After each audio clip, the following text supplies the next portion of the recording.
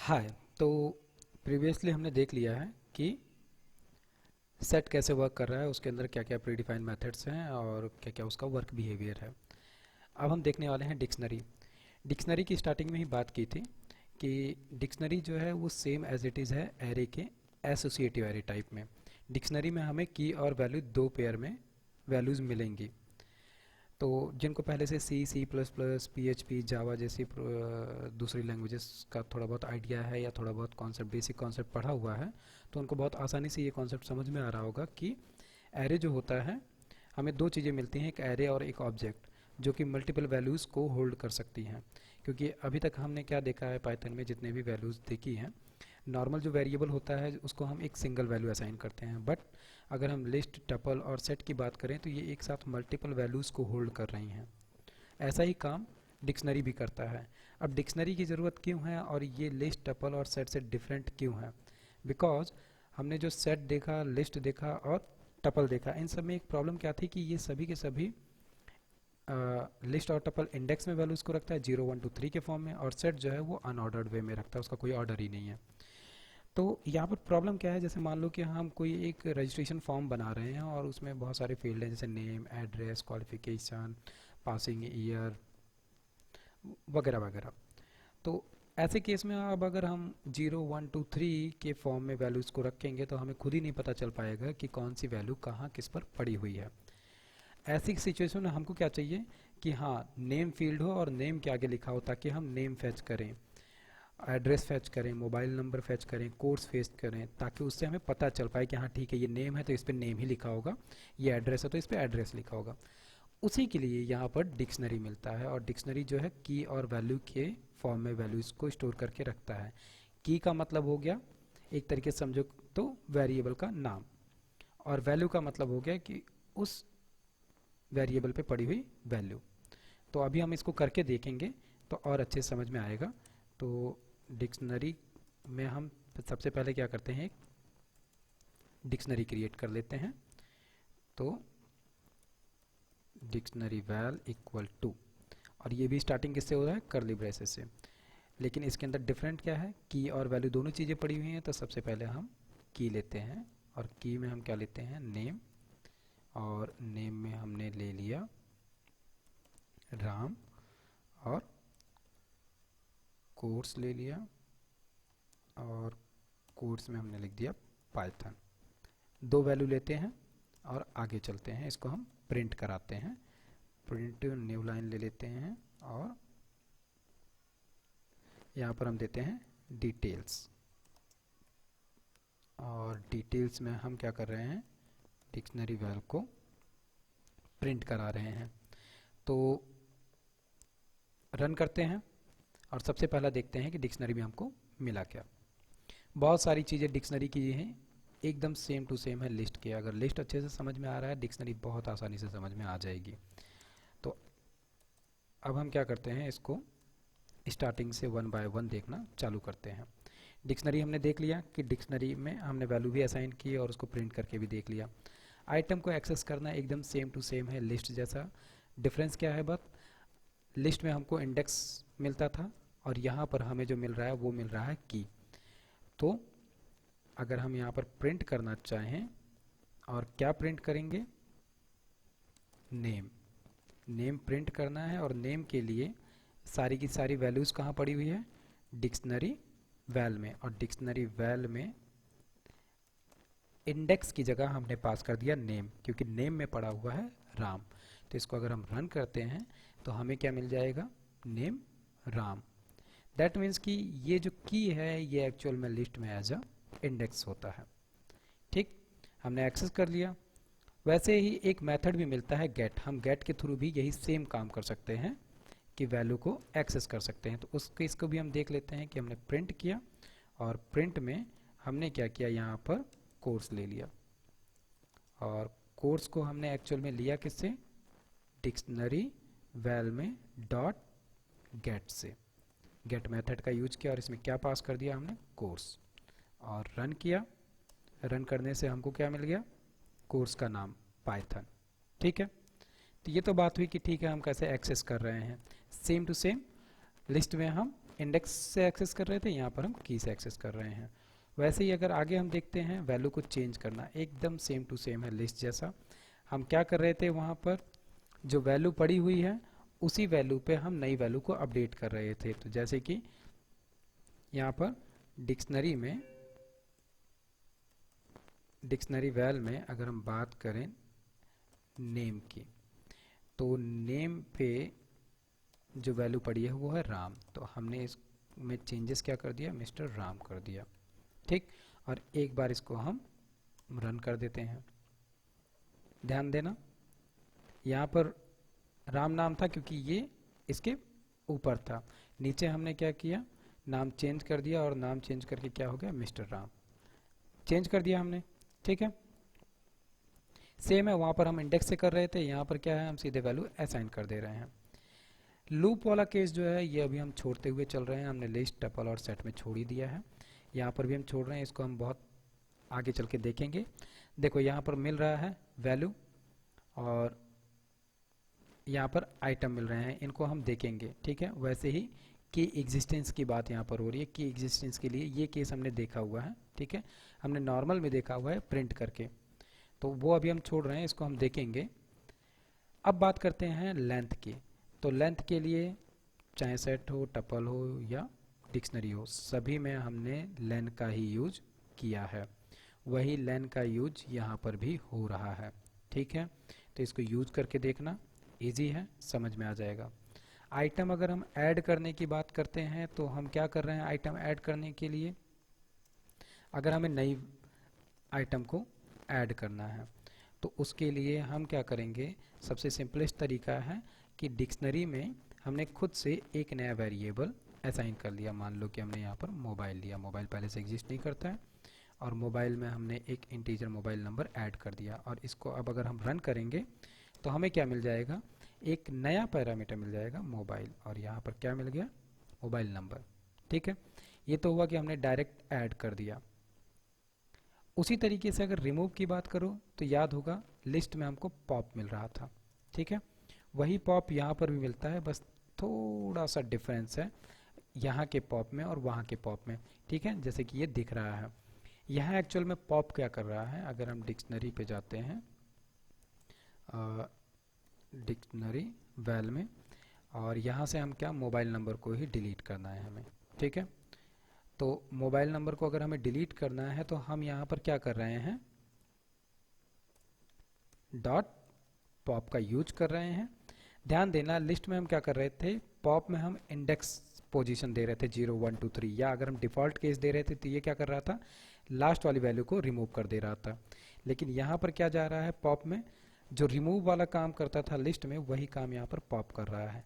तो हमने दे दिया मोबाइल, और ये क्या करेगा, अब मोबाइल को डिलीट कर देगा, हट गया मोबाइल। तो वैसे ही दूसरा हमें क्या मिलता है, पॉप आइटम, और पॉप आइटम क्या करता है, जो काम लिस्ट में पॉप करता था वही काम यहाँ पर पॉप आइटम कर रहा है। तो अगर हम यहाँ पर फिर से डिक्शनरी वैल लेते हैं और डॉट करके पॉप आइटम लेते हैं, ठीक है, और इसको डिफ़ॉल्ट केस में हम यहाँ पर रन करते हैं, तो डिफ़ॉल्ट में ये क्या करेगा, पीछे से सबसे पहले इसने तो मोबाइल को उड़ाया, और पॉप आइटम ने क्या किया, जो कोर्स था उसको डिलीट कर दिया। ठीक है, अदरवाइज यहाँ पर क्या होता, केवल पॉप होता। तो पॉप आइटम क्या करता है, लास्ट से जो एक वैल्यू है वो रिमूव कर रहा है, जैसे कि लिस्ट में पॉप करता था। डेल की बात करें, डेल वही सेम काम यहाँ पर भी कर रहा है जो वो प्रीवियसली करता हुआ आया है, कि वैल्यू को डिलीट, वेरिएबल को डिलीट कर देना। तो अगर हम यहाँ पर डिक्शनरी की वैल की बात करें तो हम यहाँ पर डेल यूज कर लें, तो ये क्या करेगा, पूरे के पूरे वेरिएबल को डिलीट कर देगा और लास्ट में मिल जाएगा अनडिफाइंड। ठीक है, तो इसने अनडिफाइंड कर दिया। ठीक है, इसके बाद में हम क्या करते हैं, हमारा पूरा का पूरा वेरिएबल फिर से हम वापस लेते हैं, और यहाँ पर क्या करते हैं, फिर से हम अपने वेरिएबल को वही वैल्यूज असाइन कर देते हैं। ठीक है, हमारी वैल्यू वापस आ गई, एरर मिल रहा है, ऐसे ही एक मिलता है क्लियर, क्लियर का काम पता होगा, सेम टू सेम प्रीवियस में भी मिलता है कि ये क्या करता है, एम्प्टी कर देगा पूरे के पूरे डिक्शनरी को, लेकिन वेरिएबल को डिलीट नहीं करेगा। वेरिएबल को डिलीट नहीं करेगा, दैट मीन्स कि हमको कोई एरर नहीं मिलेगा। अब हमने क्या किया, हमने डिक्शनरी को एम्प्टी कर दिया, डिक्शनरी एम्प्टी हो गई। ये सारे के सारे मेथड्स वही मिलते चले जा रहे हैं जो प्रीवियसली मिले हैं। अब अगर हम बात करें डिक्शनरी को कॉपी करने की, तो डिक्शनरी को कॉपी करने के लिए सेम एज इट इज़ हमको कॉपी मेथड मिल रहा है जैसे पहले मिला हुआ है। तो हम यहीं पर पहले कॉपी करते हैं, इसके बाद में क्लियर वाला काम करेंगे। उससे फ़ायदा ये रहेगा कि हमारी डिक्शनरी हमें वापस मिल जाएगी। तो कॉपी डिक्शनरी करके हमने एक नया डिक्शनरी क्रिएट किया और इसमें क्या किया, डिक्शनरी वैल जो था इसकी वैल्यू को कॉपी कर लिया। तो हुआ क्या, अभी नीचे वाली लाइन में ये डिक्शनरी को एम्प्टी कर देगा और यहाँ पर हमें क्या मिल जाएगा, हमारी दूसरी वैल्यू डिक्शनरी कॉपी वाली। तो अगर अब हम इसको रन करते हैं तो पहली वाली तो रिमूव हो गई, लेकिन दूसरी वाली क्या हमें डेटा मिल गया। इसी तरीके से डिक्ट कंस्ट्रक्टर यूज करते आए हैं, वही सेम टू सेम, ठीक है। और ये डिक्ट क्या करेगा, हमको अगर यही सेम टू सेम डिक्शनरी जो ऊपर हमने बनाई थी किसी नई डिक्शनरी में ले जाकर रखना है तो हम रख सकते हैं, ठीक है। नेस्टेड डिक्शनरी का केस ये इम्पॉर्टेंट है, इसको ध्यान से देख लो, क्योंकि ये जो है बार बार आगे चल के यूज में आएगा ही आएगा। तो एक्चुअली में इसको हम ले चलते हैं, इसके बाद में यूज करते हैं। यहाँ तक का केस तो अलग था। यहाँ पर क्या करना है कि डिक्शनरी के अंदर डिक्शनरी यूज करनी है। डिक्शनरी के अंदर डिक्शनरी यूज करने का मतलब है कि हम एक नॉर्मल डिटेल नाम से डिक्शनरी बनाते हैं और इस डिक्शनरी को हम ब्रेक करते हैं, ठीक है, हम ब्रेक कर सकते हैं। तो यहाँ पर हमने क्या लिखा, नेम लिखा। हम यहाँ पर क्या करते हैं, नेम लिखते हैं, जैसे राम। और हमको करना क्या है डिक्शनरी में कि हम अलग अलग यूज़र की डिटेल्स उसके नाम से स्टोर करेंगे। जैसे राम है, श्याम है, दो लोग को हमें यहाँ पर लेना है। तो राम जो है एक्चुअल में राम ने डिटेल स्टोर करनी है इसकी, ठीक है। तो इसके लिए सिंटेक्स क्या होता है कि जैसे हमको जब नेस्टेड यूज करना होता है तो हम डिक्शनरी के अंदर डिक्शनरी यूज करते हैं, ठीक है, जैसे ये यूज हो रही है। तो यहाँ पर क्या होगा, एक फिर से हम कर्ली ब्रेसेस यूज करेंगे और इस कर्ली ब्रेसेस में क्या होगा, राम की डिटेल्स, दैट मीन्स कि हमने इस राम का कोर्स ले लिया और कोर्स में हमने दे दिया पाइथन और यहाँ पे कॉमा दिया और इसके बाद में हमने यहाँ पर दे दिया मोबाइल और मोबाइल नंबर हो गया। इसके अलावा और क्या ले लेते हैं, ईमेल आईडी ले लेते हैं, ईमेल, और ईमेल में हमने दे दिया ram@gmail.com, ठीक है। ये तो राम की डिटेल हुई। इसी तरीके से एक डिटेल और हम बनाते हैं श्याम की, और श्याम की डिटेल में भी हम क्या करते हैं, यही सेम टू सेम कॉपी कर लेते हैं इतनी डिटेल को। तो कॉपी कर लिया, लास्ट में कॉमा नहीं रहेगा। ये दो डिटेल मिली है किसकी किसकी, राम और श्याम की। तो इसमें डिक्शनरी के अंदर डिक्शनरी कैसे यूज किया, एक तो ये मेन डिक्शनरी हो गई, फुल डिक्शनरी, और डिक्शनरी के अंदर ये जो कर्ली ब्रेसेस यूज करके हमने दूसरी डिक्शनरी यूज की वो है। तो यहाँ पे एक्चुअल में केस क्या हुआ कि ये एक राम यूजर था, उसकी पर्सनल डिटेल्स ये थी, और ये श्याम है, उसकी पर्सनल डिटेल्स ये थी।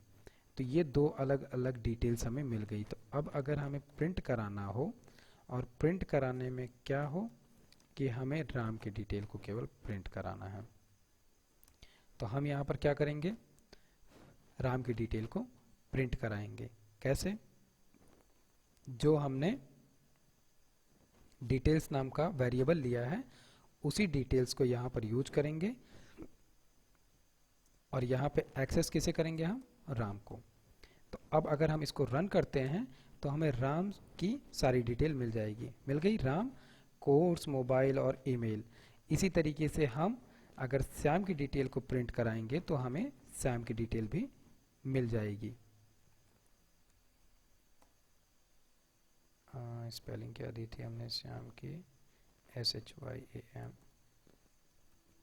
ठीक है, तो इसको हम रन करें तो अब क्या है, राम और श्याम दोनों की डिटेल हमें मिल गई। यहाँ पर मैंने नाम नहीं चेंज किया, श्याम।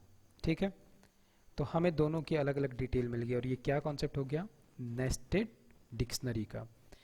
एक में सिंपल डिक्शनरी और दूसरे केस में हमने, अब आपका काम क्या है, इसी सेम चीज़ को आप फॉर्मेट का यूज करके अच्छी तरीके से प्रिंट करा के देखो।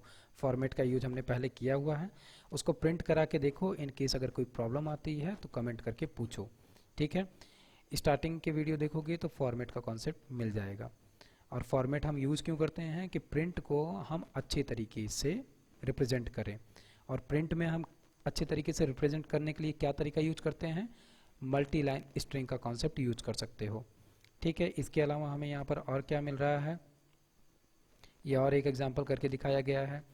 डिक्ट कंस्ट्रक्टर मिल रहा है, हमने बाकियों का भी कंस्ट्रक्टर देखा है, इसका भी क्यों यूज करते हैं, इसको टाइप कन्वर्जन के लिए यूज किया जाता है। उसके अलावा यहाँ पर डिक्शनरी के प्री डिफाइंड मैथड्स।